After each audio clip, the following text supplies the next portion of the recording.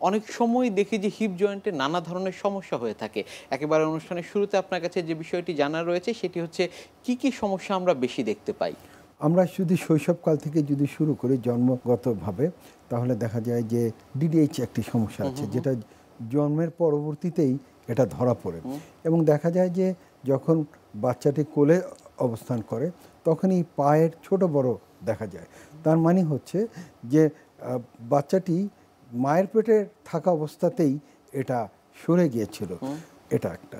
২ নম্বর হচ্ছে যখন আরেকটু বৃদ্ধি পায়, বয়স বৃদ্ধি পায়, তখন আমরা আরেকটি কন্ডিশন দেখতে পাই যে ৪ থেকে ৮ বছর বয়সে, হুম, এটার নাম হচ্ছে পার্থিস ডিজিজ। হুম, এবং এইটাই যে রক্ত চলাচলে একটা সমস্যা হয় হুম, এই ফিউমারের হেডে, হুম, এবং দেখা যায় যে সেখানে রক্ত চলাচল ব্যাহত হওয়ার কারণে সেটা মরে যায় হুম, ফিউমারাল হেড, এবং তখন খুঁড়িয়ে খুঁড়িয়ে হাঁটে এবং বাচ্চাদের এই প্রবলেমটা দেখা যায়।